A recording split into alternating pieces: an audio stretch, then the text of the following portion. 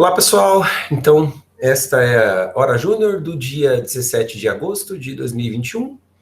Eu peço para todo mundo que está participando aqui com a gente na transmissão ao vivo, em particular, se quiserem abrir suas câmeras aí para a gente criar um clima mais legal aqui entre nós, fique à vontade. Obrigado, Raul, que está com a câmera aberta também. E, independentemente se você está participando agora ao vivo ou se você está vendo a gravação, por gentileza, vem aqui. Pessoal, antes de fazerem isso, eu esqueci de limpar a planilha, que eu copio e colo essas abas. Pronto. Então, nossa, é uma barra aqui, né? Venham aqui da planilha e preencham a presença de vocês na Hora Júnior. E quem for assistir a oficina regular também pode preencher a oficina regular, tá bom? Não esquece de fazer isso, faz isso agora para não esquecer depois. Bom, vamos então começar a nossa Hora Júnior, né? Ficou um problema da nossa última Hora Júnior ainda sobre o assunto de teoria dos números, que era esse Another New Function, né?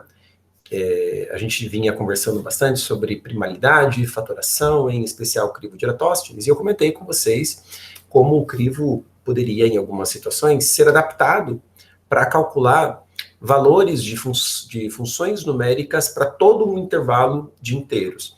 Veja, a princípio, o crivo ele já calcula uma função numérica, né? É a função que, dado um número n, vale 0 ou 1 se o número é primo ou não. Né? Mas a gente pode estender o crivo para várias funções numéricas. A princípio, todas essas funções numéricas que de algum modo se relacionam com a decomposição em fatores primos de um número, todas as funções podem de algum modo ser adaptadas aí para serem calculadas eficientemente com o crivo de Eratosthenes para todo um intervalo de inteiros. Tá? Um exemplo aqui que é dado desse exercício, né, é a função tociente de Euler, que é o número de coprimos menores que o número. Então, deixa eu definir isso direito, vai. Φ de n é o número de números menores que n, o número de números x menores que n, que são coprimos com o n, né, tais que o máximo divisor comum entre x e n é 1. Então, vamos pegar um exemplo aí. Quanto é o φ de 12, né? A função tociente de Euler de 12. Então, todos os números aí menores que 12, 1, 2, 3, 4, 5, 6, 7, 8, 9, 10 e 11, são coprimos com o 12. O 1, o 2, evidentemente não, o 3 também não, o 4 também não, o 5 sim, o 6 não, o 7 sim, o 8 não, o 9 não, né, porque o máximo divisor comum dá 3, 10 também não, e 11. São 4 números aí, coprimos com o 12 menores que 12, portanto, o φ de 12 é 4. E tem uma relação interessante entre o φ do 12 e a decomposição em fatores primos do 12, porque 12, né, quando a gente decompõe o número 12, a gente fica com 2 ao quadrado vezes 3, né? 12 3 vezes 4, então 2 ao quadrado vezes 3. E aí a gente pode perceber, então, que a gente tem dois fatores primos, né? O 2 e o 3. E cada fator primo vai excluir aí uma porção de todos os números de 1 a 12 que nós temos. Veja que o próprio 12, ele é excluído, né? Claro, o máximo divisor comum de 12 com 12 é o próprio 12, né? Então, a gente pode pensar que desses 12 candidatos, cada fator primo vai excluir uma parte, né? O 2, o fator primo 2, ele exclui todos os números pares, né? De todos os candidatos, todos esses números pares, de 2 até 12, são excluídos pelo 2 e, portanto, não vão ser números coprimos com o 12. E o 3 exclui todos os números múltiplos de 3. A gente pode perceber aí que são metade dos números dos candidatos de 1 a 12 são excluídos por causa do 2, e a gente tem 1/3 dos candidatos sendo excluídos por causa do número 3. Veja que esse 1/3, tanto faz a gente fazer a conta pensando de 1/3 dos que ficam ou 1/3 de todos os números, quer dizer, dá na mesma. Eu posso pensar que o número de números que ficam, no final das contas, é 12 vezes meio, né, vezes 2/3. Né, e esse 2/3, bom, estou aplicando aqui sobre os números que ficam, mas tudo bem, dá na mesma, né? Porque a gente sabe que, inclusive, 3 é divisível por 12 anyway, né? Porque 3 está na decomposição do 12. Então, aqui está tudo certo e as contas magicamente funcionam, né? Se você fizer a conta, bom, 12 por 2 dá 6, e 6 vezes 2/3 dá exatamente 4, que é a resposta, né? Genericamente, o φ do n, se o n é dado por o primo P1 na M1, P2 na M2, etc., PK na MK, a gente tem que o φ de n é n vezes 1 menos 1 sobre P1, 1 menos 1 sobre P2, etc., 1 menos 1 sobre PK. Eu já falei sobre a função tociente de Euler na hora júnior anterior, né? A gente até viu aquele problema do RSA, que a gente trabalhou lá com a função tociente de Euler, então estou só recapitulando o conteúdo, né? Lá no caso do RSA era um problema um pouquinho diferente, porque é uma situação um pouquinho mais específica, né? Porque o n lá era dado pelo produto de exatos dois primos, né? Ambos com multiplicidade de 1. Então, nesse caso particular, o φ de n é P menos 1 vezes Q menos 1. Genericamente, a gente pode estender aí para essa fórmula multiplicativa para o φ de n, que é uma função numérica que pode ser dada por um produto de fatores que tem relação com os fatores primos. Né? Só para, ainda nesse assunto, um outro exemplo de uma função numérica que tem relação com a decomposição em fatores primos de um número é a função sigma. Né? A função sigma é o número de divisores de um número n. Então, se eu tenho que o meu n é P1 na M1, P2 na M2, etc., PK na MK, quem são os divisores de n? Né? São todos os números compostos pelos mesmos fatores primos, né? Só que escolhendo para cada fator primo, um número que vai de 0 até, no máximo, a multiplicidade daquele fator primo na decomposição do n. Né? Então, se o 12, por exemplo, né? O 12 é 2 ao quadrado vezes 3. Então, eu tenho 3 possibilidades de escolha para o expoente do 2, 0, 1 ou 2, e 2 possibilidades de escolha para o expoente do 3, né? 0 e 1. E assim eu itero escolhendo esses expoentes, eu tenho todos os divisores do 12, né? Todos os 3 vezes 2, que são 6 divisores do 12. Né? Então, a função sigma de n pode ser dada por M1 mais 1, M2 mais 1, etc. MK... Opa! A função sigma não é o número de divisores. A função sigma é a soma dos divisores. Esse aqui é o número de divisores.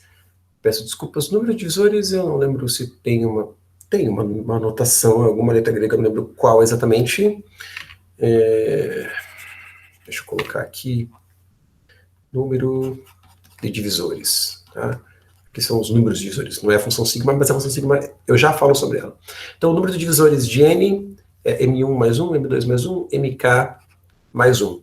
E a função sigma, que é a soma dos divisores, isso é bem legal, porque a função sigma tem uma propriedade que quando dois números são coprimos, isso é bem fácil de provar até, quando os dois números são coprimos, A e B, o sigma de AB é sigma de A vezes sigma de B, né? E então quer dizer que o sigma do N é o sigma, é o sigma do P1 na M1, o sigma do P2 na M2, né? Etc., sigma de PK na MK. E o que é o sigma de uma potência de um número primo? Né? Quem são os divisores de um número primo? Bom, são de um número primo P. Quem são os divisores de uma potência P na M? São todas as potências de primo, desde P0, né, até P na M. Então, é a soma de P0 com P1, com P2, etc., até P na M. Essa soma a gente sabe que dá, bom, a soma, então, de P na I, com I iterando de 0 a M, a gente sabe que isso dá P na M mais 1, menos 1, sobre P menos 1, né? Então, a gente também tem uma fórmula para sigma de n em função da sua decomposição em fatores primos, né? Que vai ser justamente o P1 na M1 mais 1 menos 1 sobre P menos 1 vezes, etc., né? Até PK na MK mais 1 menos 1 sobre PK menos 1, ok? Então, mais um exemplo de uma função multiplicativa aí que tem relação com a decomposição em fatores primos de um número. Vamos voltar aí para a nossa função torcente de Euler. Então, se a gente quer calcular o valor da função torcente de Euler para todo um intervalo de inteiros, por exemplo, todos os números de 1 até 1 a 8, para ser econômico. 1 não, né? 1 cai fora. Com 1 a gente não brinca. Bom, podia brincar também, né? O 1, função torcente de Euler dele é 0, porque não tem nenhum. Não sei se é definido como 0. Agora, porque não lembro, eu acho que função torcente de Euler acho que é definido de 2 para frente. Não lembro agora. Bom, faz sentido que função torcente de Euler de 1 seja 0, mas deixa o 1 para lá, pelo menos por enquanto. Então, todo número começa com si próprio como o valor da função torcente de Euler, né? Então, 2, 3, 4, 5, 6, 7, 8. Aí eu vou rodar um crivo de Eratosthenes, né? E cada número primo que eu encontrar, eu vou... então, cada número primo P que eu encontrar, eu vou pulando de P em P, né, no jeitão aí do crivo de Eratosthenes. Para cada número n, que é então um múltiplo de P, eu vou multiplicar o valor que está ali na célula correspondente ao número n, né, a φ de n, eu vou multiplicar por 1 menos 1 sobre P, né? Porque eu sei que o fator primo P contribui com o fator 1 menos 1 sobre P para a expansão como um produto, né, da função torcente de Euler de n. Então, o que acontece aqui, o 2, eu sei que ele é primo porque ele está com o φ igual a ele próprio, né? Então, eu sei que o 2 é primo. E aí, eu vou pulando de 2 em 2, todos os números, né? Todos os números pares. Eu vou multiplicar por 1 menos meio, né? Multiplicar por meio. E aí vai ficar 1, 2, 3, 4. Próximo número varrido aqui, pelo crivo, é o 3. Eu sei que o 3 é primo, porque se ele continua ali com o φ de 3 igual a 3, é porque ninguém afetou o 3, então ele é primo, né? Então agora eu vou multiplicar todos os múltiplos de 3 aqui por 2/3, né? Então, aqui vai para 2. O próximo número é o 6. Veja, né, como o φ de 3 é 2, né? 1 e 2 são os números coprimos com o 3 menores que 3. O 6 vai para 2 também, né? É multiplicar por 2/3, né? E acabou. 4 não é primo, porque não está com 4 aqui na posição correspondente nesse meu array. 5 é primo, então vai para 4, a gente multiplica por 4/5, mas aí também já excedeu o limite do vetor, na hora que eu pulo de 5 para frente, isso é pequeno demais, talvez. 6 não é primo, 7 é primo, vai para 6, 8 não é primo. Legal? Então, assim a gente conseguiu computar, né, todo o valor, todos os valores da função torcente de Euler-Phi para todo esse intervalo de 2 a 8 aqui no exemplo. Ficou claro isso? Alguma dúvida, pergunta? Tudo certo. Beleza. Tudo certo, né? Oi. Tem um artigo do CP Algorithms que explica tipo, de forma parecida. Realmente é bem recomendo simples. todos darem uma olhada lá. Acho que os Halim tem uma boa explicação também sobre o crivo modificado. Sempre vale a pena, né? Além daquilo que a gente estuda aqui juntos na oficina, vocês lerem os materiais, né? Lerem o Halim, lerem o CP Algorithms, lerem o Geeks for Geeks, acho bem bom também, tem uns materiais legais lá, e tem vários materiais espalhados aí que são bem enriquecedores, super Só ter cuidado com o Geeks, que tem umas coisas erradas lá. Ah, é? E... eu já vi mesmo. Eu vi uma vez, do que era? Que eu fui olhar o material deles e estava bem errado. Putz, cara, eu não vou lembrar, mas estava errado o algoritmo. Eu acho... Não sei se não era o Arro Kurosaki, que eu fui olhar lá... era o Arro Kurosaki, acho que era o Arro Kurosaki, que tinha um esquema do ponteiro de saída dos nós da try, que estava definido errado. No CP Algorithm estava perfeito o código, estava perfeita a explicação, o código, tudo. Mas no Geeks for Geeks acho que estava errado. Bom, não tenho certeza, mas eu já vi mesmo uma matéria lá, um artiguinho, sei lá, que estava com problema mesmo, é verdade. Acho que o meu algoritmo meu algoritmo de ponto em polígono, acho que eu tinha pegado do Geeks lá e também não funcionou. Ponto em polígono? Nossa! Puxa, tão simples.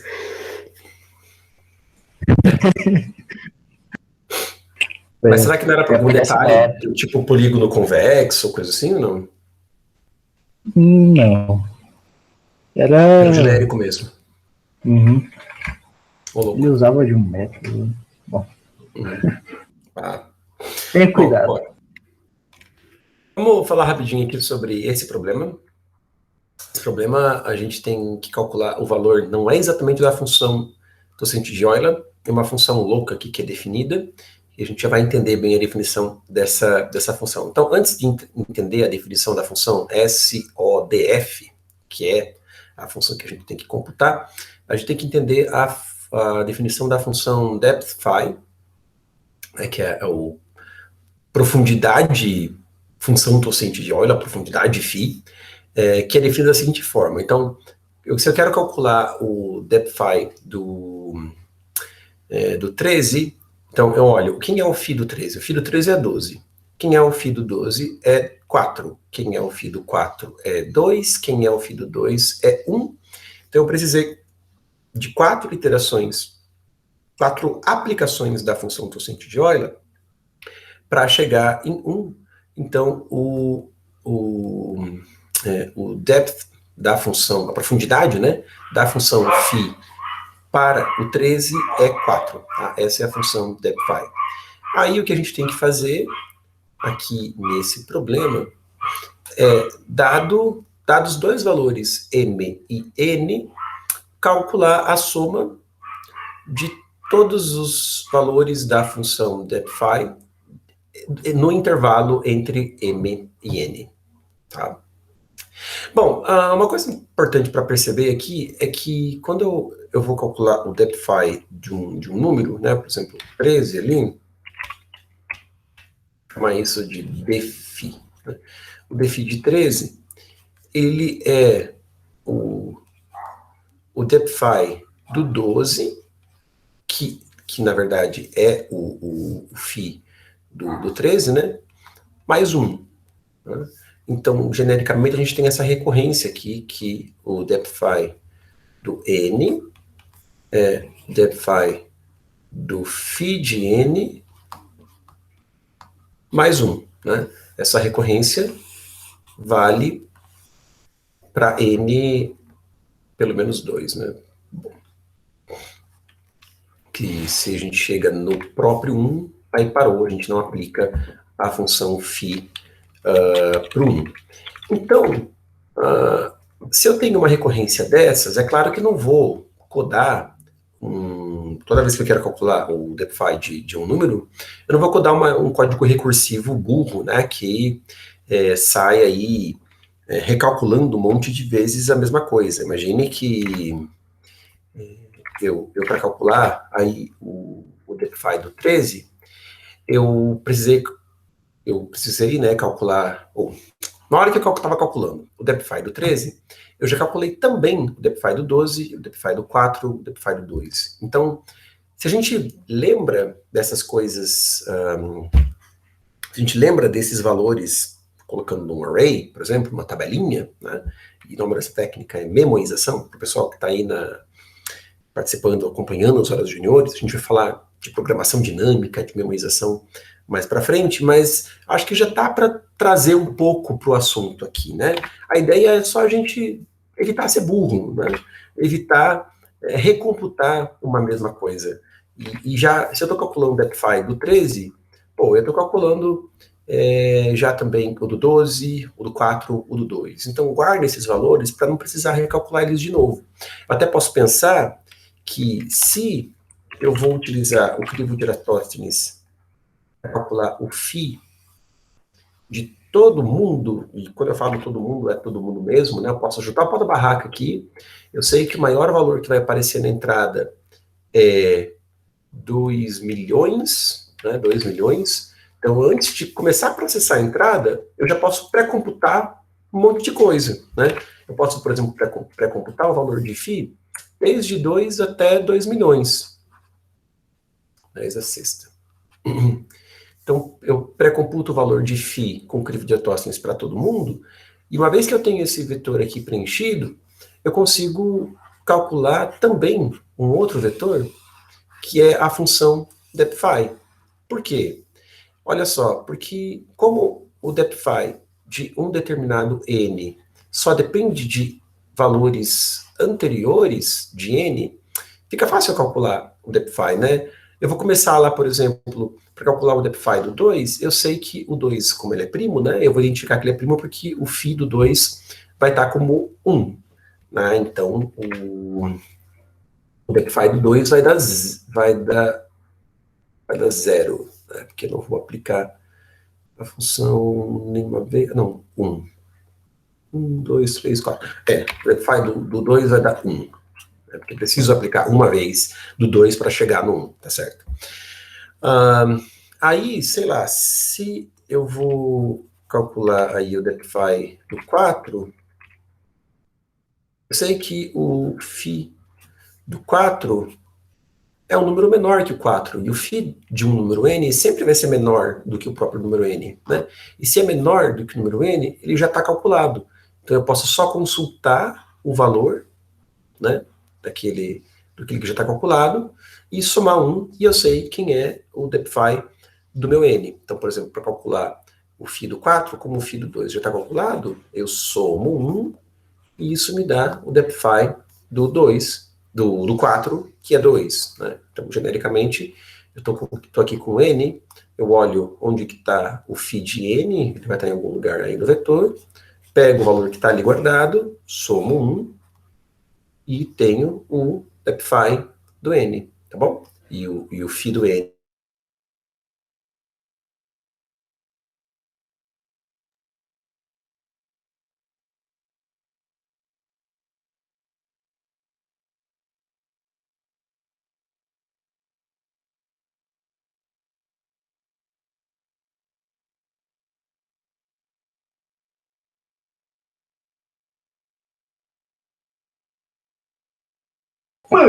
Parou de vir o áudio? É. Eu ia falar. Eu tava chegando todo aqui meio desesperado antes de falar. É, eu tava tentando ver se eu tinha feito alguma coisa. Mas foi no lado dos ateus. É.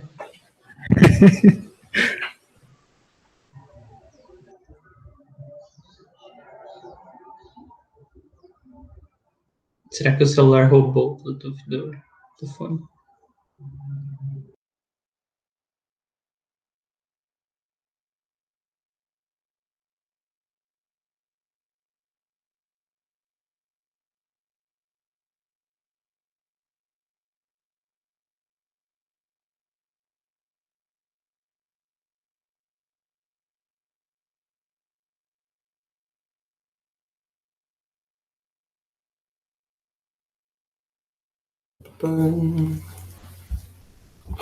Bom. Então, voltando, a gente estava lá no UVA. Acho que é 109,90, né?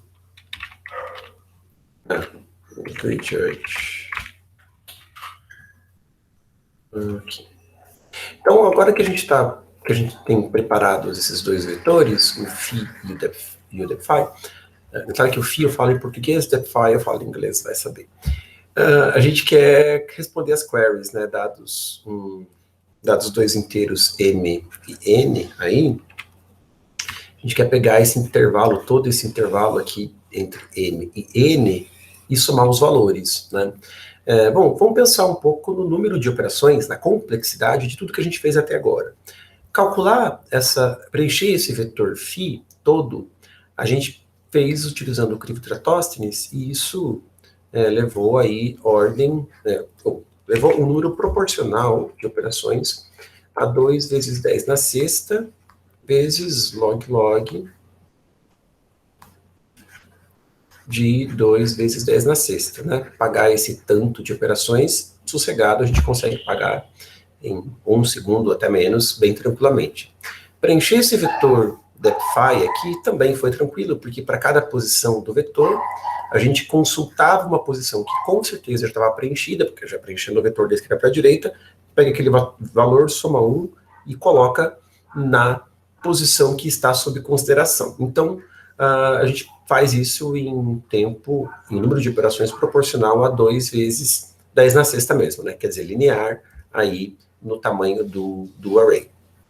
O problema agora é que se para cada query mn a gente quiser somar todos os valores, isso vai dar ruim, né? Até porque o número de queries pode ser bastante grande, pode ser aí da ordem de 2 vezes 10 ao cubo, e cada query, o tempo que processar cada query vai ser um número aí proporcional a 10 na sexta, né? Então 10 ao cubo vezes 10 na sexta, 10 na nona. Eu posso estar querendo pagar um número astronômico aí de operações, e a gente não quer fazer isso. Fora que tem muita sobreposição de computação nessa história, se para cada query eu vou somar todo o intervalo, isso não é legal, né? O que a gente vai fazer aqui é utilizar uma técnica que já apareceu várias vezes aí no curso de programação, mas talvez na hora júnior seja a primeira vez, que é a tal da técnica do prefix sum, né? A soma de prefixo, que é sobre esse problema bastante simples, né?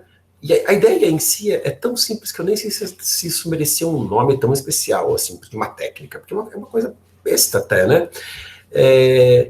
Se eu quero responder queries que são do tipo, dado um intervalo AB, você calcula a soma de todos os valores entre as posições A e B de um vetor, o que você faz? Você pré-computa num outro vetor as somas de prefixo correspondentes a cada posição, né? Então, o que é o prefixo da posição I? O prefixo da posição I é a soma dos valores de todos os... É a soma, né, de todos os valores até a posição I, né? É o prefixo I do vetor. Então, eu vou para cada posição e guardar nesse meu vetor, que eu posso chamar de sum, posso chamar de acumulado, enfim, né? Toda a soma do prefixo até a posição I. Tá? Então, toda a soma de todos esses valores, né, vai lá para a posição I do meu vetor de acumulado. E aí, se eu quero calcular, responder uma query do tipo A, B, né? Quero saber a soma de todo o acumulado aí, a soma do acumulado de todos os valores entre as posições A e B do meu vetor V original. O que eu faço? Bom, eu posso consultar lá no vetor de acumulados qual que é a soma de prefixo até a posição B. Eu consulto isso em O de 1, tempo constante, né? Isso está lá gravado na posição B do vetor, porque isso está pegando para mim a soma de todos os valores, desde a posição 0 até a posição B. Mas eu não quero da posição 0 até a posição B, eu quero da posição A até a posição B. Não tem problema, né? É só eu pegar, então, o acumulado aí da posição B e tirar o acumulado da posição A-1, né? Aí eu estou... Esses valores aqui, né, que também estão somando, que fazem parte da soma do valor que está gravado ali na posição B do vetor de acumulados, então eu estou descontando, e assim eu estou ficando só mesmo com a soma de todos os valores no vetor V do intervalo de A e B. Isso aqui, né, é só 2 acessos ao meu vetor de acumulados. Então, no nosso problema do VA, veja que a gente vai fazer todo o processamento, basicamente, todo o serviço, a gente vai fazer antes de processar a entrada, porque é preencher lá o vetor phi, o vetor depthi, e também o nosso vetor de acumulados, o vetor de soma. Tudo isso a gente faz antes de processar a entrada, porque daí quando a gente vai processar a entrada e ler 2 valores m e n, é só fazer 2 consultas aí a esse vetor de soma, né, e responder a query correspondente a mn. Bom, alguma dúvida, pessoal? Quer fazer algum comentário? Não? Então vamos lá codar. Tinha um Emacs aberto. Ah, tá aqui.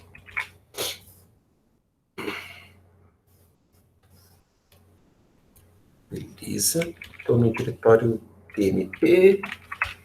Esse é o VA 109,90. Esses estão no meu fundo. Beleza.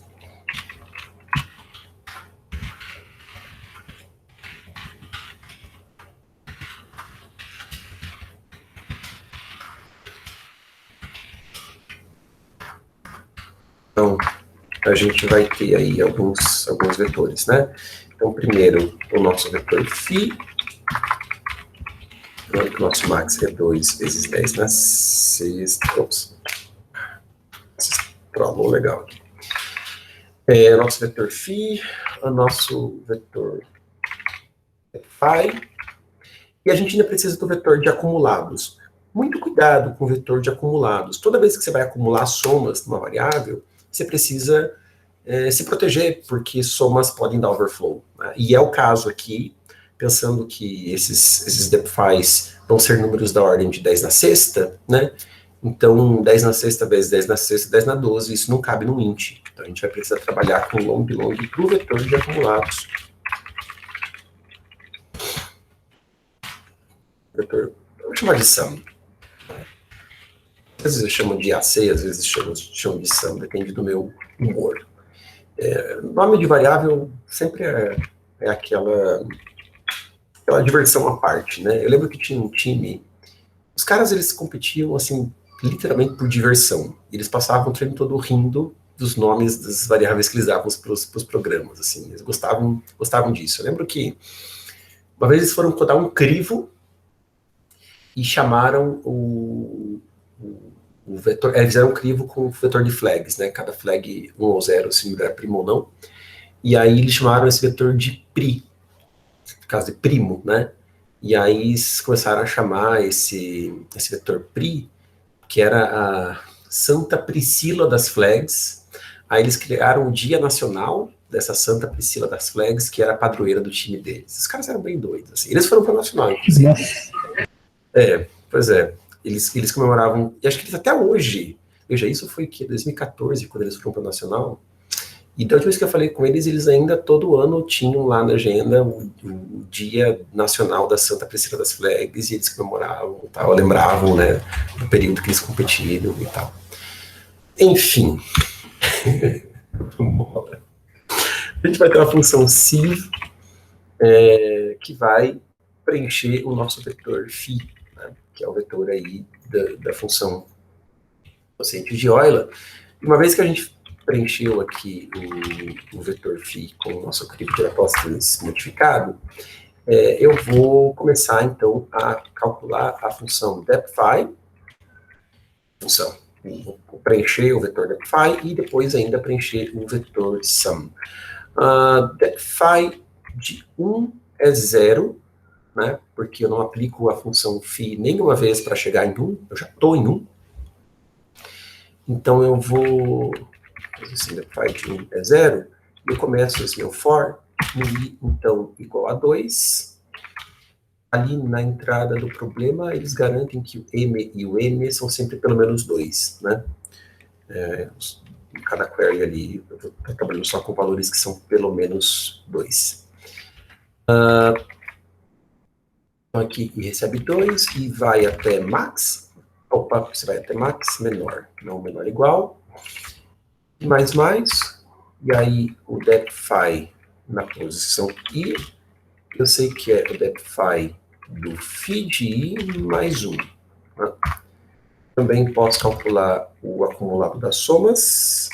Então, a soma do prefixo 1 é 0, né? Porque eu tenho 0 na posição 1, anyway.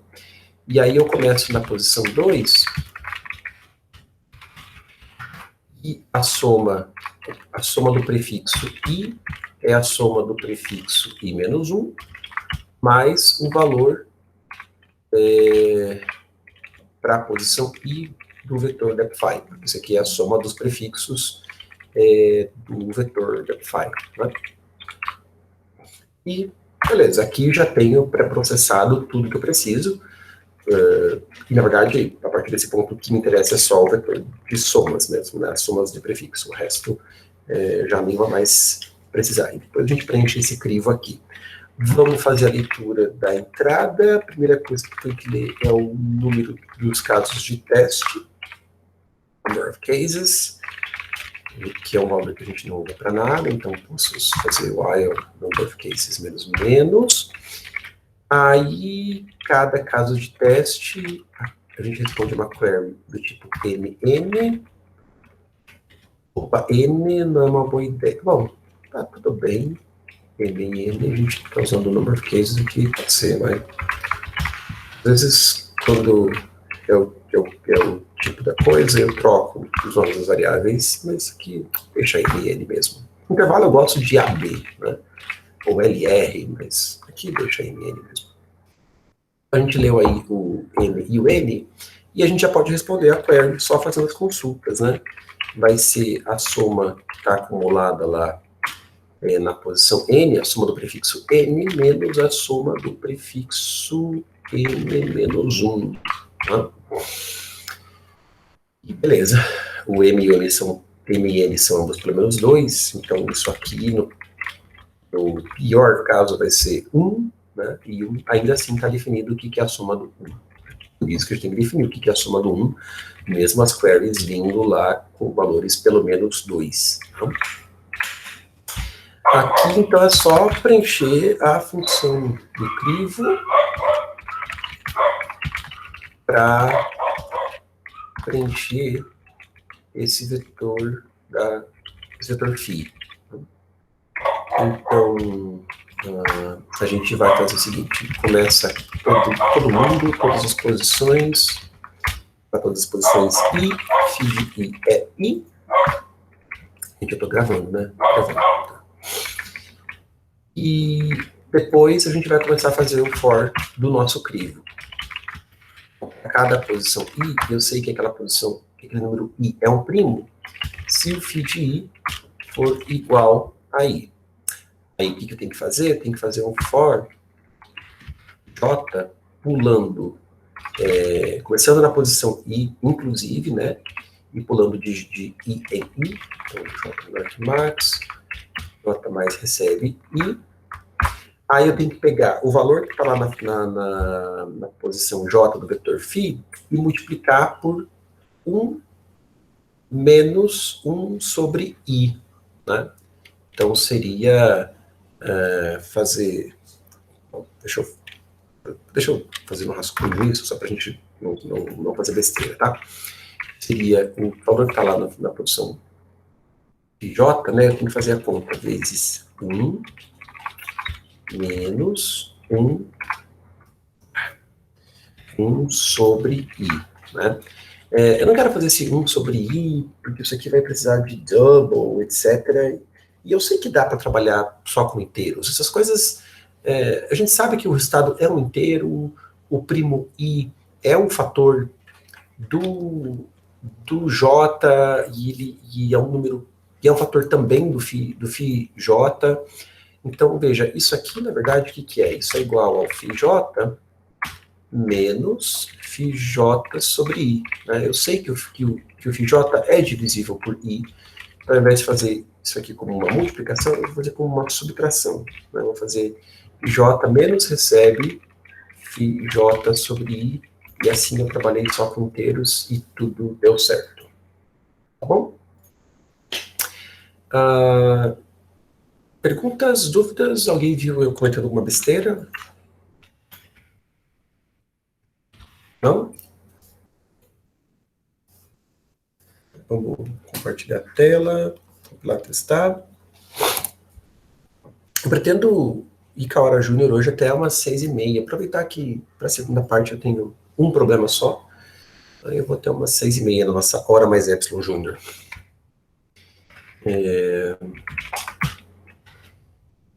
Aqui é o VA 6990.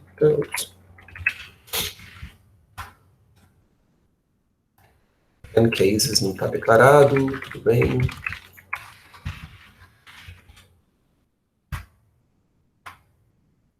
Aparentemente foi.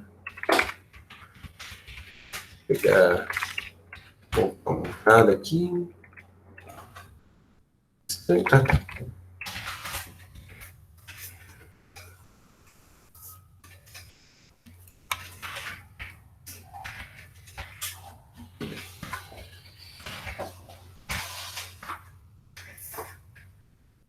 A princípio tá ok. Vamos submeter.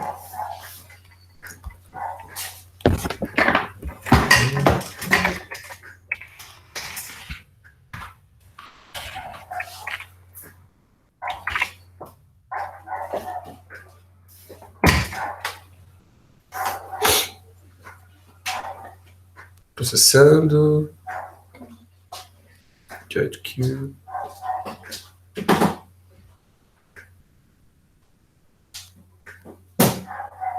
Passou, ok? Bom, próximo problema, e aí a gente vai entrando de fato no assunto da hora júnior de hoje. A gente vai fazer 3 probleminhas aqui, os 3 são simples, sobre estruturas de dados, né, que começa aí a ser o nosso assunto, né, desta hora júnior e da hora júnior da próxima semana. A gente vai começar com estruturas de dados que a gente já ganha de presente, implementadas aí na STL de C++, ou já vem implementadas, por exemplo, no Python, Java, Kotlin, enfim. Então, a primeira estrutura de dados com a qual a gente vai trabalhar aqui na nossa hora júnior é a estrutura de dados de fila de prioridade, né? Então, o que é uma fila de prioridade? quem não conhece o assunto, nunca viu, uma fila de prioridade é uma fila em que itens entram na fila, mas de acordo com a sua prioridade, né? A princípio, uma fila de prioridade, ela precisaria ter as opções de inserir, de insert, que você insere um dado item I com uma determinada prioridade P na fila, e uma opção de update, em que você atualiza a prioridade de um item para que, se era uma fila, por exemplo, que você está implementando como uma min heap, né? Min heap significa que os caras que tiverem menor valor de prioridade vão ser os atendidos primeiro, né? Uma max heap é uma fila de prioridade em que os caras que têm maior valor de prioridade vão ser atendidos primeiro, né? Você pode implementar ou de um jeito ou de outro, tanto faz.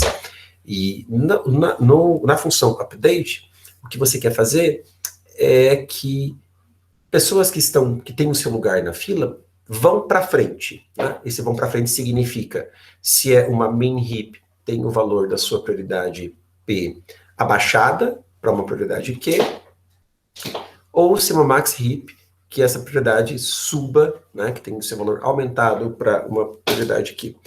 No C++, por exemplo, a gente não tem opção de update, né? O que a gente faz no C++, geralmente é uma gambiarrinha que para todos os efeitos funciona, dependendo aí da aplicação da sua fila, que é você inserir de novo o item, só que com a nova prioridade que ele tem, porque daí você sabe que essa nova inserção, ele vai ser inserido no lugar da fila que é para frente do que ele já estava.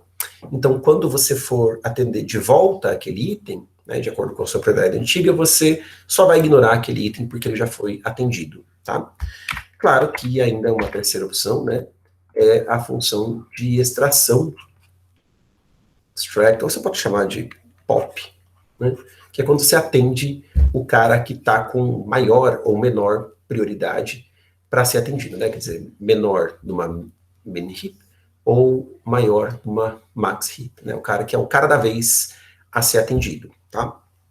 A gente consegue implementar filas de prioridade de um jeito muito, muito, muito fácil com uma heap binária, por exemplo, né? E todas essas operações aqui vão ter um custo de log n, sendo n o número de itens total aí a serem processados. Bom, o n é o número de itens na heap, né? Na fila de prioridade, digamos assim. Dá para fazer melhor que isso, existem outras heaps, tem a heap de Fibonacci, por exemplo, em que o custo de atualização, é uma atualização que é o mais barato, que é o AD1, eu tenho que lembrar do Dijkstra, no Dijkstra, o custo de atualização, ele é o AD1, e só as outras operações aí que tem custo odd log n, tá? A gente chegando.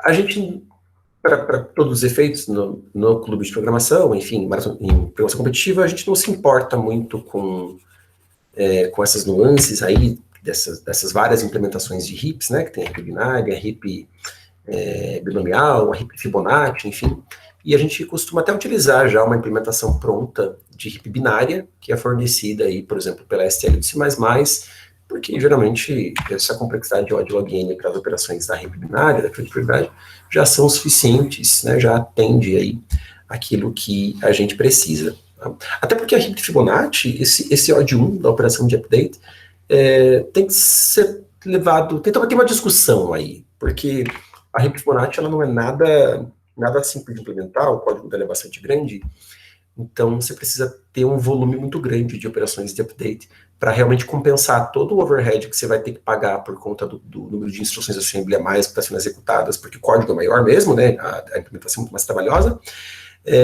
Em compensação, a implementação da heap binária é extremamente simples. A gente, se quisesse até, mesmo no clube de programação ou no CPC, na maratona, a gente poderia codar, se não quisesse usar pronta do C++, porque as funções são muito, muito curtas, muito pequenas mesmo. Então, tem essa questão aí do que, a partir de que ponto compensa usar a Ripley Fibonacci na vida real mesmo, né? E a discussão é meio turbulenta nessa questão. Enfim, vai depender muito da aplicação, na verdade. Mas a gente não vai pensar nesse tipo de coisa em programação competitiva. A gente geralmente vai se contentar com uma Ripley binária já implementada até, ou se você quiser implementar, implementa a sua, mas tudo bem, não precisa. Que é o que a gente vai fazer aqui nesse problema SBC. A gente vai usar a Ripley binária já implementada na STL do C++, né?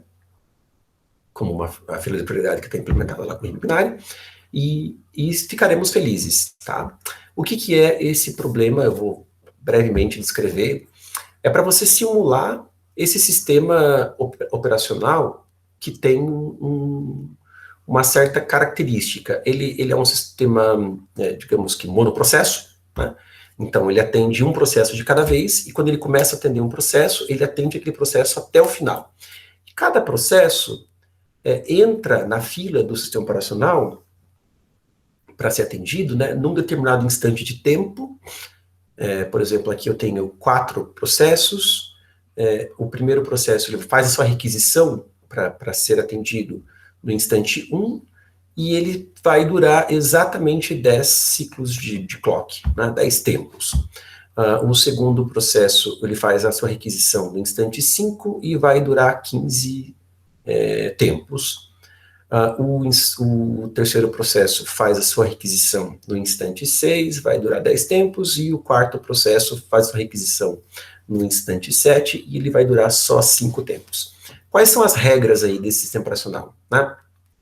Se tem processo esperando para ser atendido, o sistema operacional ele é obrigado, ele não tem escolha, ele é obrigado a atender a algum processo, tá? Então, veja que essa política não é necessariamente muito vantajosa. Às vezes, e a gente consegue provar isso matematicamente, que às vezes poderia valer a pena o sistema operacional esperar um pouquinho, porque daí entraria um outro processo junto com a galera lá que está esperando ser atendida. Poderia compensar mais ele esperar um pouquinho para atender primeiro um outro processo que logo faria sua requisição, mas de modo que a soma total dos tempos que todos os processos esperaram fosse minimizada. Só que a gente não tem essa opção aqui, tá? O que a gente quer se o sistema está parado, se ele não está sem fazer nada, ele é obrigado a atender algum processo que esteja esperando, ok? Ele executa um processo de cada vez, né, cada processo até o final, por exatos ciclos de clock C, né?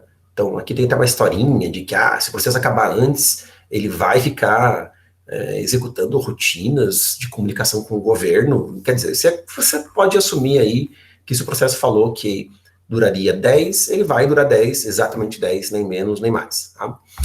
E o sistema garante que é mínima a soma para todos os processos do tempo que cada processo espera até começar a rodar, ok? Então a gente quer fazer isso, a gente quer minimizar a soma total do quanto espera cada processo, seguindo essa regra de que se tem processo esperando, você é obrigado a atender alguém, ok? Esse problema ele tem, assim como quase todos os problemas que envolvem filas de prioridades, ele tem uma propriedade na sua estrutura combinatória, que é o que a gente costuma chamar aí, na computação, de propriedade gulosa, né, ou greedy. Nem todos os problemas têm essa estrutura, essa cara, mas esse problema aqui tem, né? Justamente porque, como você é obrigado a atender um processo que esteja esperando se você não está fazendo nada, então sempre vale a pena você atender primeiro o processo que está dizendo que vai gastar menos tempo, que vai ocupar o sistema por menos tempo. Tá? Isso tem a ver com um problema bem clássico de greedy, de problemas gulosos, que tem até no Cormen. Eu recomendo a leitura da sessão sobre algoritmos e problemas gulosos do Cormen, que é o problema de escalonamento de atividades. Né? scheduling. Vocês podem dar uma olhada lá, os caminhos de atividades, caminhos de tarefas, depende da tradução aí. Recomendo que vocês leiam. Mas a ideia é bem simples. Se você tem um conjunto aí de tarefas para serem executadas, né? Todas elas, aqui no caso, processos. Eu não vou falar do problema do Cormen para não confundir, vou falar do nosso problema. Então, você tem ali um conjunto de processos, todos eles já estão esperando para serem executados, e um diz que vai gastar, você sabe que vai gastar 5 tempos, o outro 10 tempos, o outro 15. Então, sempre vai valer a pena você atender o de 5 primeiro. Você pensa, coisinha diferente, você pensa no tempo aí como uma linha. Eu sei que atender os 5 primeiro, por que é melhor atender os 5 primeiro, né? Por que é uma estratégia que com certeza funciona atender os 5 primeiro? Como é que eu posso visualizar ou intuir essa propriedade gulosa para esse problema? Tem a ver com o fato de que, atendendo os 5 primeiro, como ele é um processo que vai ocupar o sistema por menos tempo, né? O sistema vai estar livre a partir do instante t mais 5, né? T é o instante que eu tô, e daí o sistema vai ficar livre a partir do instante t mais 5. E todas as escolhas que eu vou ter aqui, nesse instante t mais 5,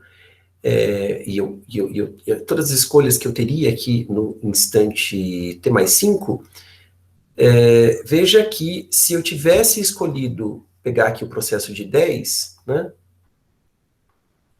E aí o sistema ficaria ocupado até o instante t mais 10. Então, veja que, fazendo a escolha do processo que vai ocupar o sistema por 5 tempos, essas escolhas eu ainda vou tê-las se eu ocupasse o sistema por 10 tempos. Quer dizer, né, o conjunto de escolhas aqui no instante t mais 5, se eu não escolhesse esse processo que ocupa o sistema por 5 tempos, esse conjunto ainda seria um subconjunto de escolhas que eu teria caso eu ocupasse o sistema por mais tempo do que 5 tempos. Tá? Então, terminar o mais cedo possível me garante que eu sempre vou conseguir fazer essa escolha ótima que minimiza a soma total para cada processo, do quanto espera cada processo. Isso, assim, não sei quão intuitivo é para você. Se não é muito intuitivo, talvez você deveria fazer algumas contas, e aí eu recomendo realmente fortemente, que você leia lá o livro do Cormen, quando ele fala do problema de escalonamento de atividades, que é muito similar a esse caso aqui, né? Porque você vê matematicamente por que vale a pena sempre fazer a escolha gulosa, né?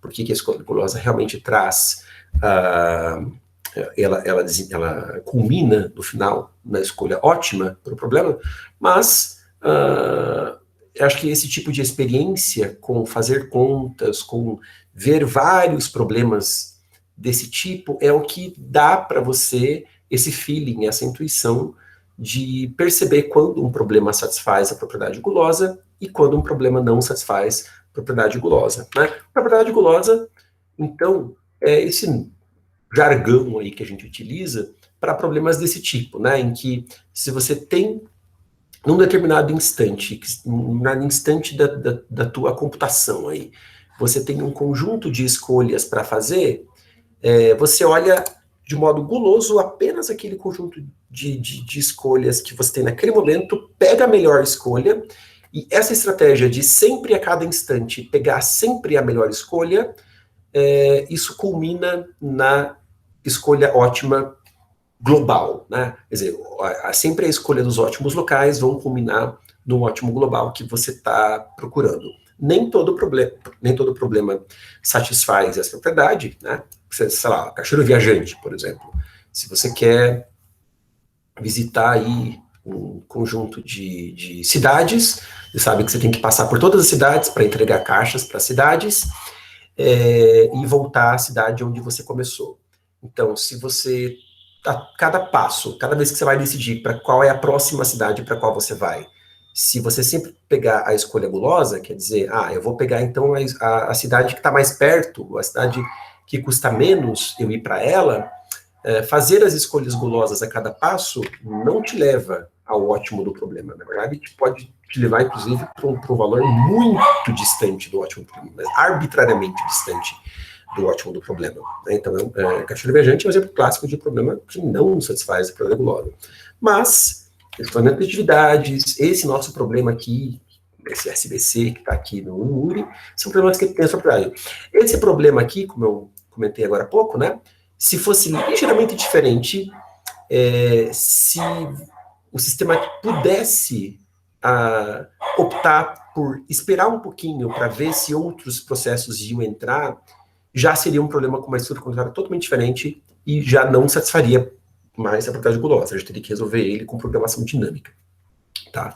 Mas esse problema, como tem essa restrição de que o processo nunca pode estar parado, se tem o sistema nunca pode estar parado sem processo esperando, então, por isso que a gente consegue perceber que é sempre vantajoso, né? Que eu sou obrigado a fazer uma escolha, então eu faço aquela escolha que me ocupa por menos tempo, para que o mais cedo possível eu esteja livre para enxergar todas as escolhas que, de qualquer forma, vão estar disponíveis, não importa a hora que eu me livre daquilo que eu estou fazendo, tá? Então, é mais ou menos essa intuição que está por trás aí do problema. Sinto muito, aqui na oficina tudo é muito rápido, a gente tem que tentar dar um jeito de explicar as coisas de um modo rápido, mas recomendo fortemente aí a leitura, não só no livro do Portman, no livro do Salim também, sobre problemas e algoritmos gulosos, e outros materiais, na verdade, que vocês possam encontrar e estudar, porque essa diversidade nas leituras e nos exemplos que vocês conseguem ver, que vão moldando até o estilo de pensamento de vocês e fazendo vocês ganharem intuição sobre a estrutura combinatória de problemas. Tá? Tipicamente, se você pega um problema desse numa competição de programação, na maratona, se você é um competidor minimamente experiente, né, você vai bater o olho e você vai sacar na hora que isso aqui é guloso. Você não vai precisar fazer uma prova matemática de que é guloso, ou nesse caso aqui, nem continha no papel você precisa, você já se toca que, bom, eu preciso atender o processo que vai durar menos tempo para o primeiro, né, porque é uma intuição, é um pensamento computacional que já é mais moldado para atacar cada problema de acordo com aquilo que o problema precisa, especialmente problemas assim que são mais simples, tá? Aqui a gente só precisa de um jeito eficiente de organizar esses processos que estão esperando para serem atendidos, e o jeito que a gente vai fazer para organizar esses processos é através de uma fila de prioridade, né? Então, à medida que o tempo vai passando e novos processos vão fazendo suas requisições, a gente coloca eles numa fila de prioridade em que é uma fila de prioridade mínimo, né, uma min-heap, que é organizada pelo tempo de duração de cada processo, né? Processos que vão durar menos vão ter maior prioridade para serem atendidos, e aí quando eles são atendidos, o tempo passa, a gente vai fazer essa simulação desse sistema, né? E conforme o tempo passa, mais processos vão entrando na fila, porque o tempo passou, né? Então a gente vai saber que o tempo passou e os instantes de cada processo aqui, né? Os instantes T, em que cada processo faz sua requisição, o tempo começa a chegar até esses instantes, e esses processos todos vão entrando na fila, e a gente vai sempre atendendo ali na fila os processos um de cada vez. Tá? Então, a fila de prioridade vai representar para a gente essa estrutura que contém todos os processos que estão esperando para serem atendidos, né? Quer dizer, o tempo já passou o suficiente para alcançar o instante T desses processos, né? Mas a fila não vai conter os outros processos que têm um instante T maior do que o tempo no qual eu estou, tudo bem? Veja que são 10 a quinta processos, e fazer isso com uma fila de prioridade é tranquilo, né? Porque para cada processo, para cada 10 na quinta, para cada processo aqui, desses 10 na quinta processos, eu vou executar aí um número de operações proporcional a log n, então 10 na quinta vezes log de 10 na quinta, isso dá para fazer em menos de um segundo, com toda a certeza do mundo. Tá? É super, super ok.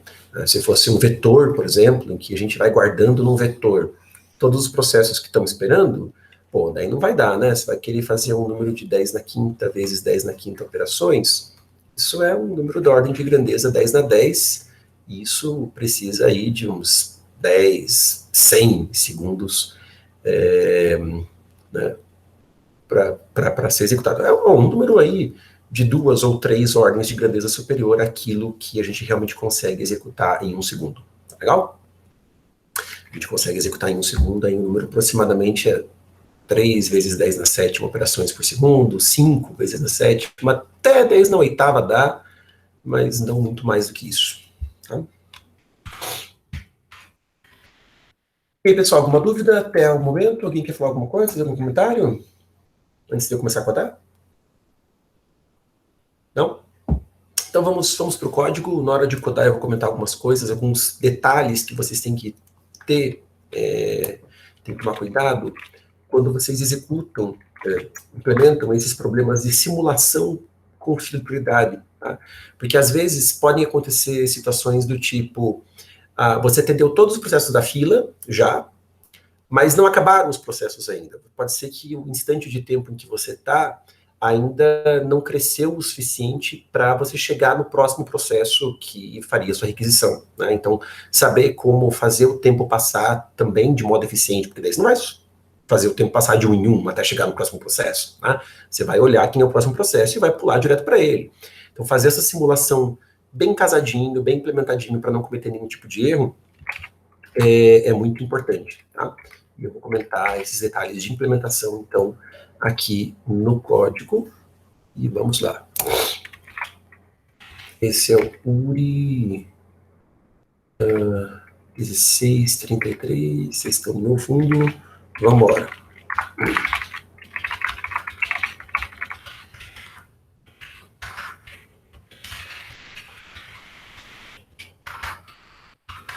Então eu vou fazer o seguinte, eu vou declarar aqui um tipo que eu vou chamar de II, e ele é implementado no C++,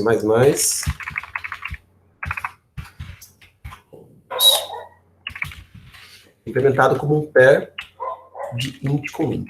C++ tem a estrutura pair, que é um par de coisas, então um par de inteiros, eu vou chamar de II. Tá? Aí eu vou ter um vetor de processos, vou chamar de proc, um vetor de pares de inteiros, com max posições, max até 10 na quinta. Tá? Então, o que eu vou fazer? É um problema com múltiplos casos de teste, pelo que fala ali na descrição. Né? Então, cada caso de teste começa com um inteiro n, que é a quantidade de processos a serem processados pelo sistema. Então, a gente vai ter aqui esse inteiro n, que é o número de processos, e eu vou ler esse n,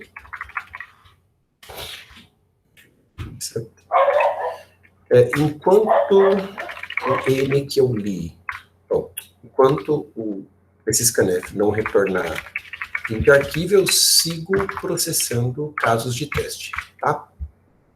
A cada caso de teste, então, a primeira coisa que eu vou fazer é ler os tempos e os instantes de tempo em que os processos fazem suas requisições e o tanto e a duração de cada processo. Né? Então, são dois inteiros, que ali são chamados de P e C, mas que eu já vou ler direto aqui nesse vetor proc, é o proc e first, e o proc e second, né? O instante em que o processo I fez sua requisição e o instante em que o processo I, a duração do processo I. Tá? Uma pequena sacanagem desse problem setter, ele é conhecido por esse tipo de sacanagem no meio das descrições dos problemas, porque na entrada você tem ali 4 processos e os instantes em que eles fizeram suas requisições são 1, 5, 6 e 7. O problema é que em nenhum lugar do texto é garantido que os processos vão vir ordenados pelo seu tempo de requisição. Então, se o problem setter não garantir um texto, não é pelo exemplo que você vai supor que as coisas sempre vão vir ordenadas, né? E a gente precisa ter os processos ordenados pelo instante que eles fazem a requisição ao sistema, para poder fazer o tempo passar e olhar para a quantidade de processos que a gente precisa olhar, né? Então, a primeira coisa que a gente tem que fazer é ordenar esse vetor de processos. Como eu guardei esse vetor como vetor de pairs, então o pair já tem o seu próprio critério de ordenação, né? É só fazer proc mais n, sort proc mais n, que pronto, o vetor está ordenado, né? Ele vai ordenar primeiro pelo primeiro item do par, que é o tempo da requisição, nesse problem setter. E havendo empate, ele olha para o segundo membro do pair. Tá? Aí, uma vez que a gente já tem o vetor ordenado, a gente vai começar a nossa simulação. Para a nossa simulação, a gente vai criar uma fila de prioridade. A gente cria uma fila de prioridade desse jeito. Priority queue. A gente especifica que vai ser uma prioridade que vou dar o nome dela de Q, né? A gente especifica os 3 elementos para o template saber como, de fato, instanciar essa fila de prioridade. Então, eu quero... Vai ser uma fila de prioridade do quê? Né? Eu quero implementar essa fila de prioridade com pares de inteiros. Então, vai ser uma fila de prioridade de pares de inteiros. A gente quer implementar ela num vetor mesmo, de pares de inteiros. Isso a gente consegue fazer porque é uma rede binária. E o critério de organização dessa fila de prioridade vai ser o critério, para comparar 2 elementos, eu quero que ele use o menor igual, né, greater, menor igual, correspondente para pares de inteiros. Isso significa que vai ser uma fila de prioridade de mínimos, né, uma min heap. Uma min heap. Se fosse uma max heap, seria aqui, no caso de a gente colocar less e não greater. Tá? Então, com isso, a gente quer organizar, então, sempre com pares de inteiros, só que veja que esses pares, como na comparação vai ser olhado o primeiro membro do par, para depois o segundo, então aqui na fila, a gente vai ter que organizar os processos com os membros dos pares, do vetor proc invertidos, né? Porque são todos os processos que já estão esperando para serem atendidos, então a gente tem que olhar primeiro para a duração deles, para depois... eles não precisam olhar, na verdade, para a requisição, uma vez que eles já estão na fila, né? Seria só um critério de desempate que fica aí, fica a descrição da organização da fila, mas que para a gente não é relevante, né? O que realmente é relevante é organizar a fila de processos que já estão esperando pelo seu tempo de duração, né? Então, por isso a gente coloca a duração do primeiro membro do par dentro da fila, e isso é mantra para todas as filas de prioridade que vocês forem implementar desse jeito, com o STL do C++, né? Coloca o primeiro membro do par como sendo a prioridade, tá? A pontuação da prioridade daquele elemento, daquele item. Então, o primeiro membro sempre é prioridade, porque ele organiza a fila, de fato, pela prioridade e não pelo nome do item, ou whatever que você quer, tá bom? Ok, então a gente pode começar a nossa simulação aqui.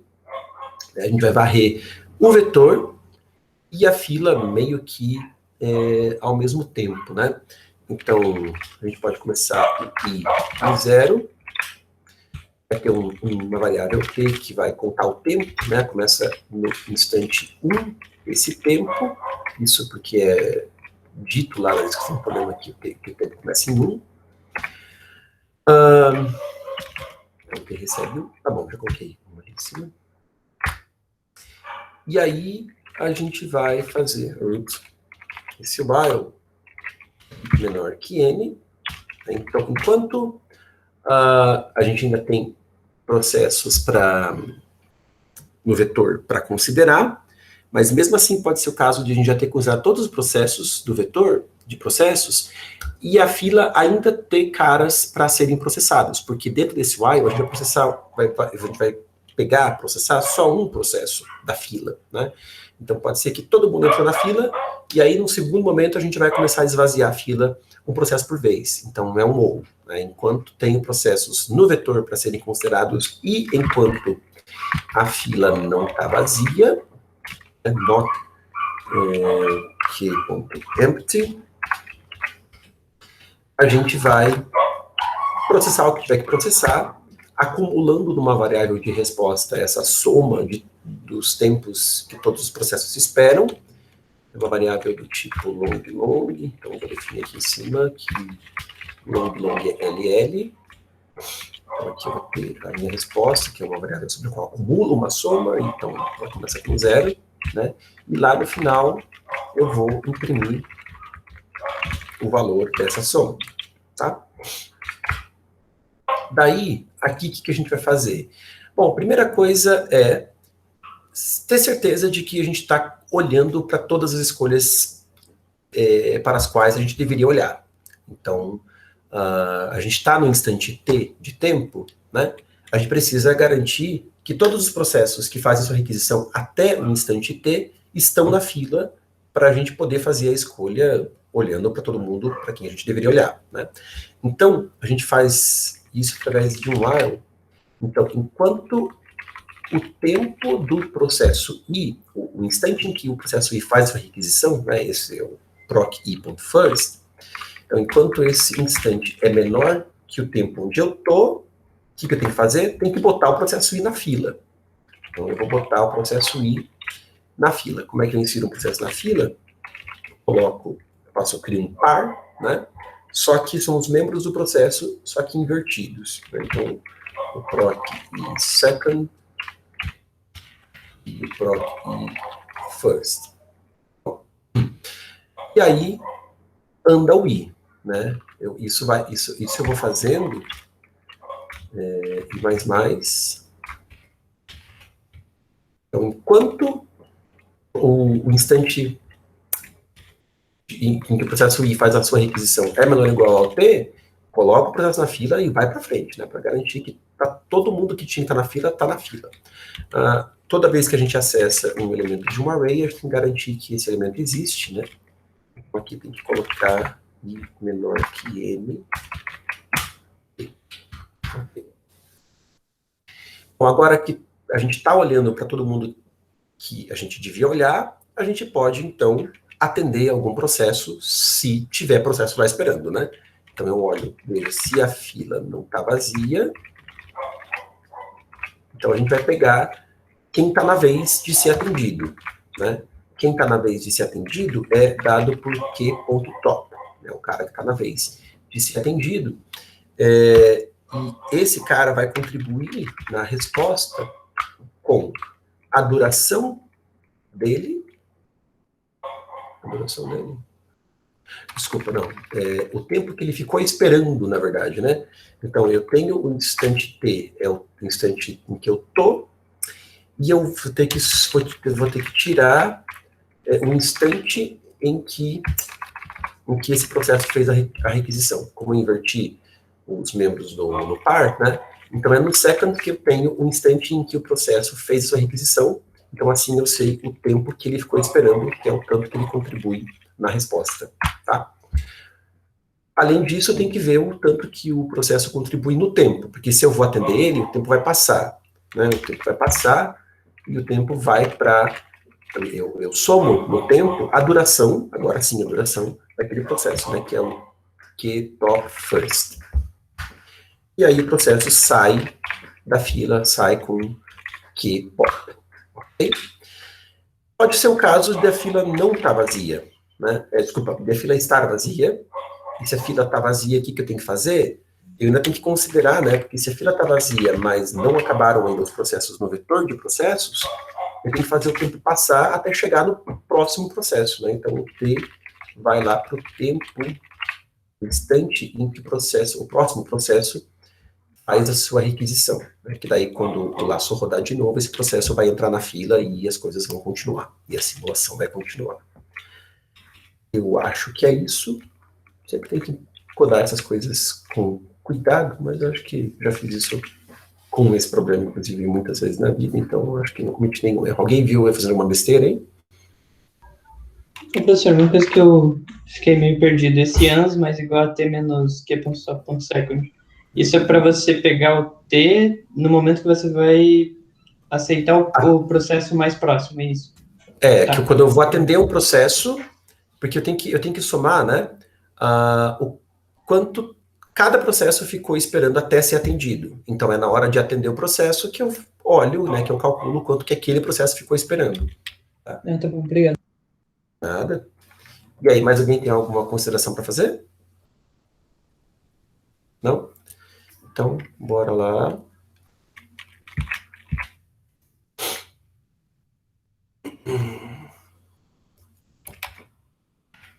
Beleza.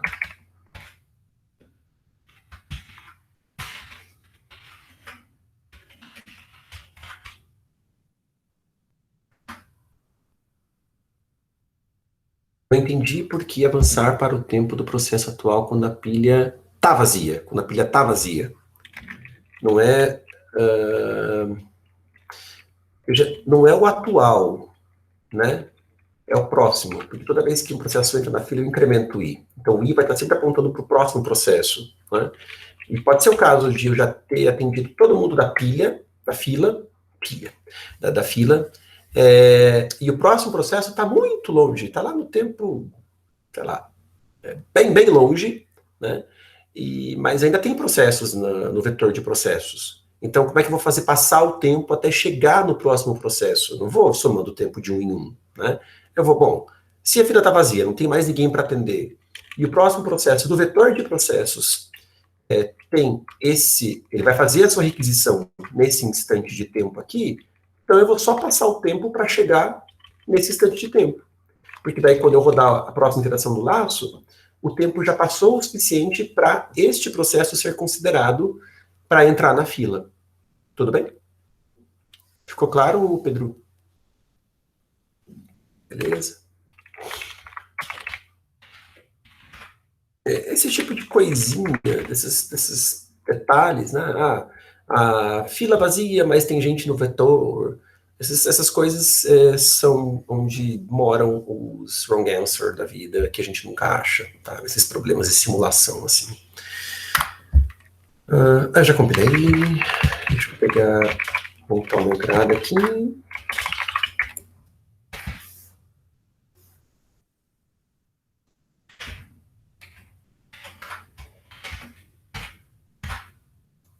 Aí 5,0 é a resposta.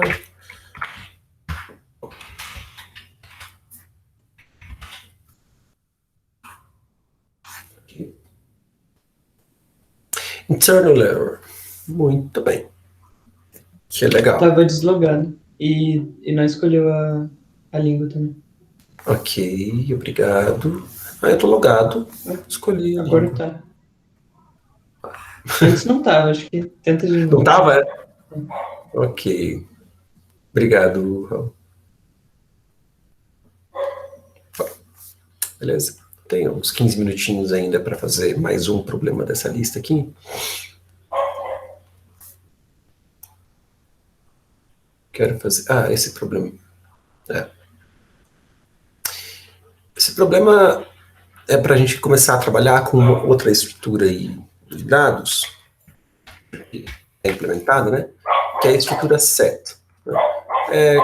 Conjuntos de elementos sem repetição, geralmente implementados aí com uma árvore binária de busca balanceada, né? Acho que no C++, a rigor, eles usam a Red-Black Tree, né?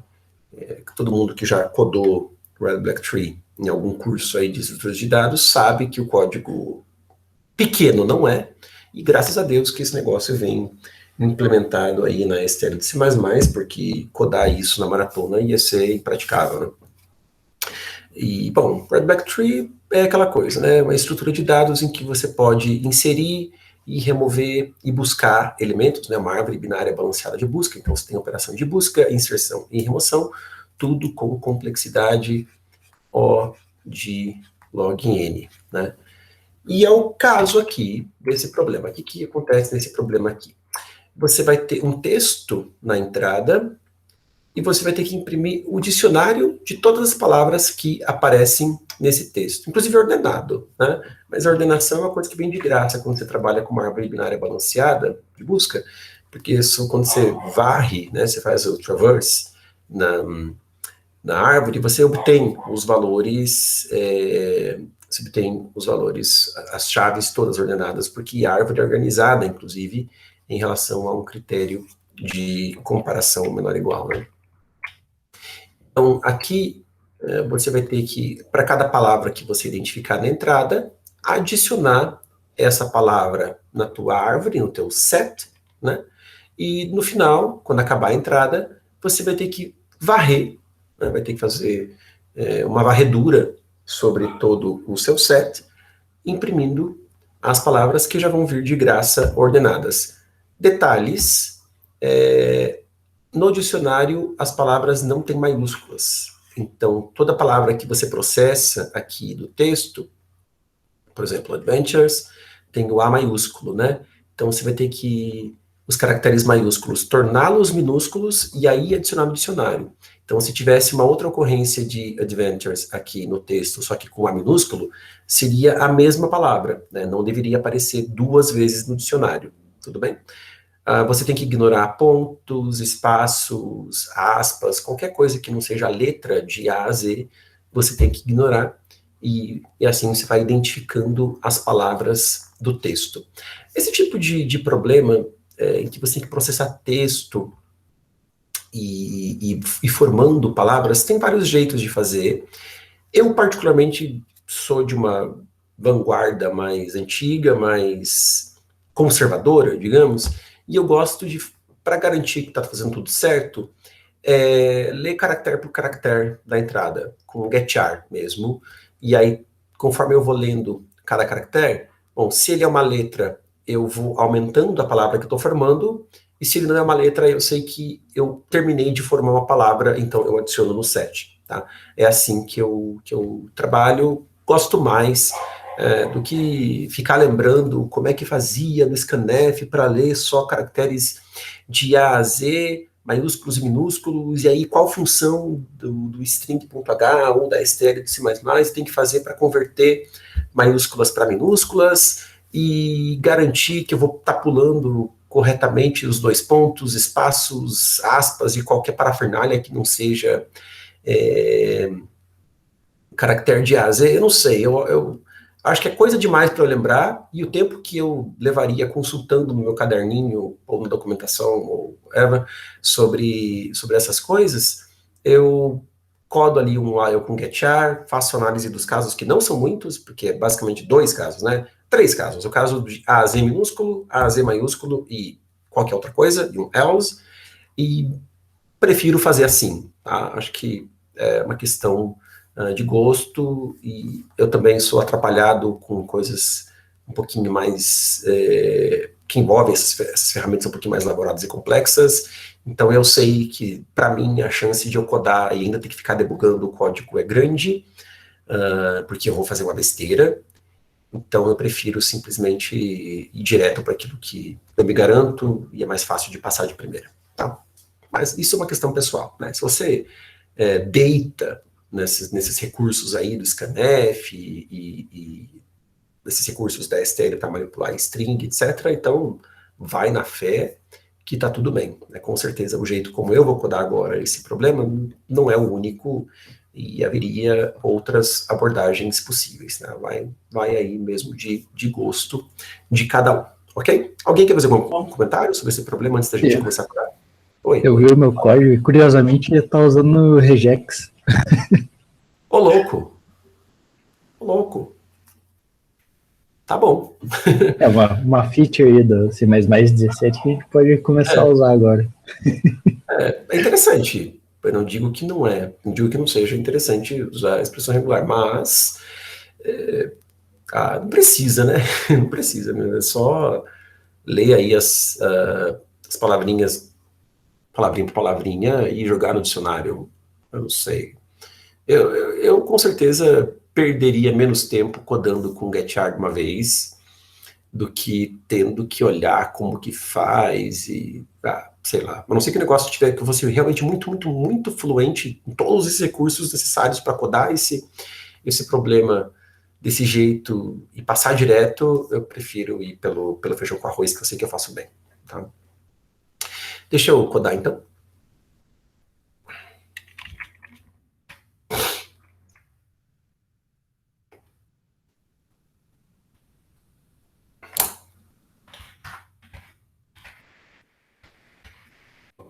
No fundo, aqui. Se eu ver um comentário sobre esse problema. É um problema legalzinho, pelo fato de a gente poder... enfim, é um problema que manipula a string, tem um certo parsing na entrada, bota as coisas no set, né?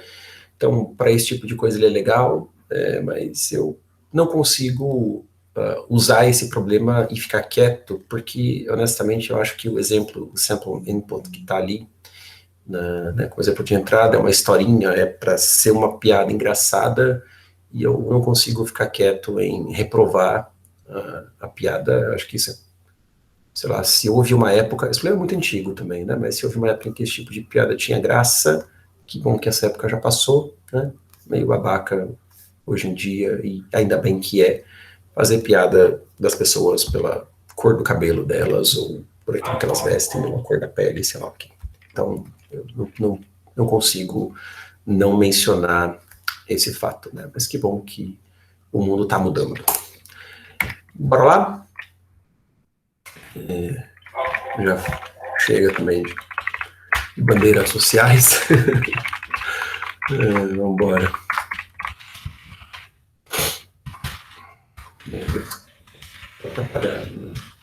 Para hoje e sempre, né?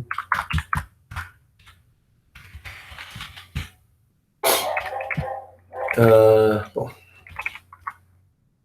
a gente vai então ter esse a gente vai ter um set, vou chamar de dicionário, e esse set é um set de strings, né? Um conjunto de strings que vai ser o nosso dicionário, tudo bem? String aqui, veja a string do C++. Depois a gente já vai comentar como fazer a string que a gente vai construir caractere por caractere, que vai ser uma string clássica do C mesmo, e como vai jogar ela num set de string do C++. Bom, então eu vou fazer a leitura, como eu falei, processando caractere por caractere. Né? Eu vou ter aí um char str, que é a string que eu estou montando. Diz ali que a entrada tem no máximo as 5.000 linhas, e cada linha no máximo 200 caracteres, né? Então é 10 na sexta. 10 na sexta caracteres no total. Então, com certeza uma string não teria mais do que 200, mas se você alocar uma variável global com tamanho 10 na sexta, assim, pode pôr que aguenta, né? Então, tá tudo certo. Às vezes é bom desconfiar dos problem setters e chutar pau da barraca. É um array global mesmo, estático. Então, mal não vai fazer você alocar ele com tamanho 10 na sexta, né? Tenho aqui um int c, que é o caractere que eu vou capturar com getchar, e é int porque getchar tecnicamente retorna int. Tá? Então, como são muitos detalhezinhos ali que a gente tem que processar, eu vou fazer isso dentro de um while 1.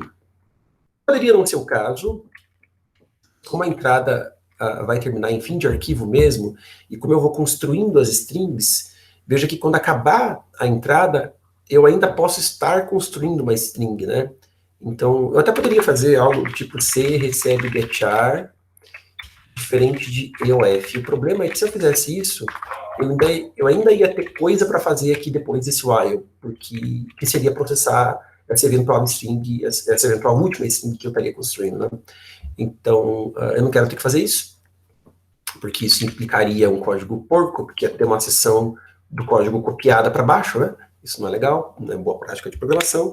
Então, por isso, eu vou fazer uma outra prática de programação que também não é lá muito boa, convenhamos, né? Mas quer fazer um while A primeira coisa do while é um C recebe getChar, que a gente captura o caractere de entrada, e a gente analisa os casos, tá? Eu tenho essa string aqui que eu estou construindo, e eu vou ter uma variável i, que marca a posição da string onde eu estou. Né?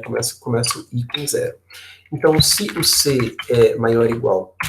Bom, se o C está entre A e Z, né, é uma letra minúscula, adiciono esse caractere lá na string, incrementando o i, inclusive.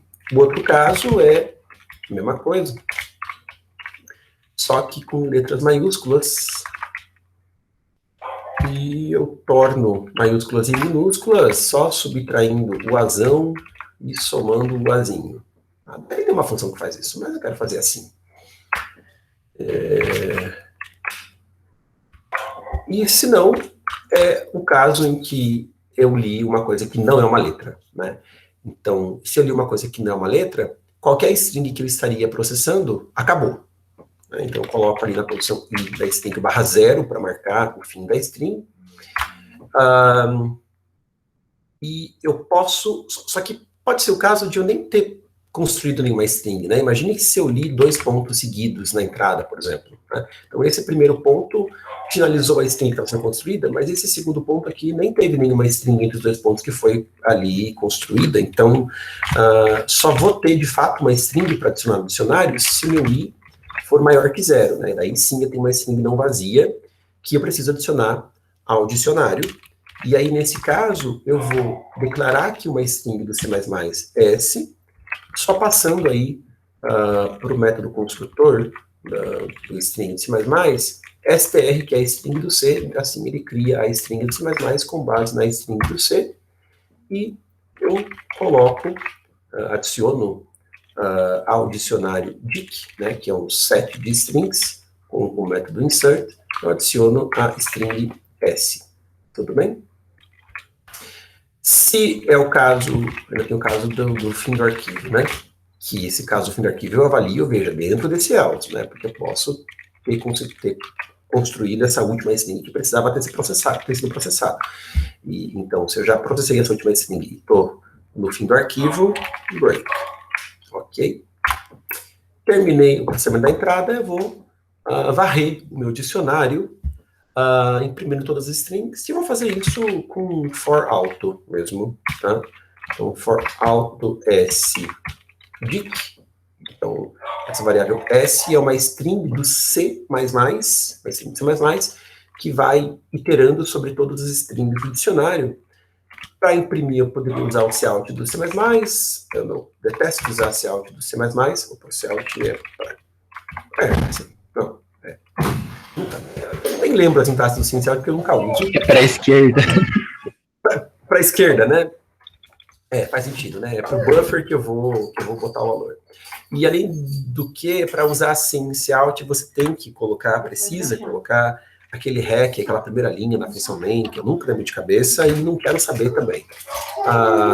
Como é que você faz para imprimir string do C++ no C? Isso é bem simples. %S mesmo. Quero imprimir a string S, é só colocar S e chamar o método CSTR da classe string do C++, né? E converte a string do C++ para a string do C, e assim eu consigo imprimir a string com printf mesmo, e estou felizão. Beleza? Alguma dúvida, comentário para fazer aqui sobre o código? Não? Bom, então, vai ficar o último problema. Aliás, esse foi o VA 108.15, né? O último problema a gente faz na semana que vem, não tem problema, que seria com o map, né? O último problema ali do VA 102.93 seria um exemplinho de map. E aí a gente vai fazer um intervalo, a sequência, e volta para oficina regular, que a nossa hora mais Epsilon Júnior já está com o Epsilon bem grande, né? Arthur, cuidado, filho. Ele adora fazer cambalhota, mas às vezes ele fica tipo, meio que pendurado pelo pescoço, assim, uma coisa que dá um pouco de medo de olhar. Então, tá bom. Ele diz que ele está se exercitando. É bom para fortalecer o pescoço, sabe? Não é perigoso, né? Esse é o VA 10815.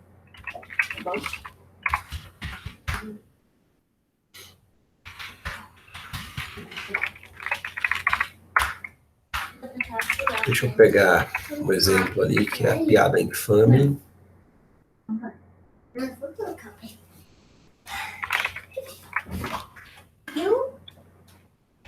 eu botar uns exemplos aqui. Uia! Deu alguma coisa errada aí. Pensado. Pode fazer isso? A entrada. Pode ter arame. A entrada tá ok. Vou ver o código. O que eu fiz errado no código? Alguém tem alguma coisa errada que eu fiz no código? Aqui eu finalizei isso. Eu acho que o I nunca volta para 0. Ah, sim, com certeza. Né? Uma vez que eu vou. Uma vez que eu terminei uma palavra, eu tenho que resetar o I, né? Obrigado. Pronto. Ok. Aqui tá certo. Went, were, when. Beleza. Então vamos subir esse códigozinho lindo.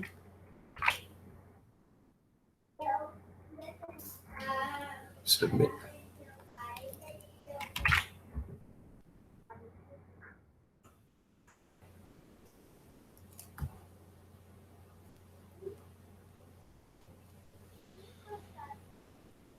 Okay, submitted. Judge queue.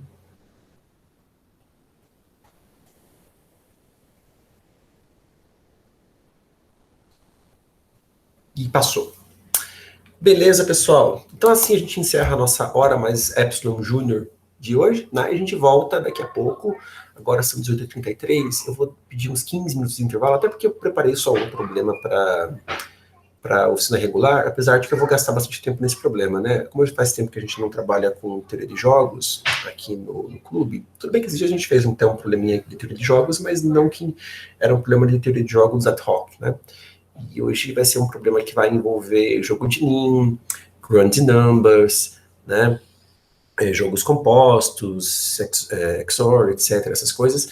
A gente já trabalhou esse tipo de coisa aqui no clube, mas faz tempo que a gente não trabalha, né? Que a gente não lida. Então, para lembrar um pouco das coisas, eu vou fazer o problema com um pouco mais de calma, usando todo o tempo que eu tiver disponível, né? Para a gente poder implementar. E o problema é o problema tic-tac-toe da... caiu na nacional, na final brasileira de 2010, né, esse problema aqui, 11:30, ele é bem legal, eu gosto bastante desse problema, fazia muitos anos que eu não fazia, hoje eu estava tendo uma certa dificuldade para passar o código, tudo bem que eu estava assim, né, querendo passar esse código no consultório do dentista, então tinha muito pouco tempo para poder codar, aí tentei de primeira, não consegui, olhei um código antigo meu, acho que era de 2015, se não me engano, e lembrei de como fazer o problema do jeito certo, estava tendo dificuldade especialmente na hora de calcular o grunt de cada subjogo, mas lembrei de como fazer e passou. É bem legal, eu gosto desse problema. Então, espero que vocês se divirtam bastante com ele daqui a pouco na oficina regular. Eu vou pedir uns 15 minutos de intervalo, então a gente volta às 18h50, tá legal? Pra eu comer alguma coisa também. Um abraço, pessoal, até daqui a pouco. Tchau, tchau. Até. Até logo, pessoal.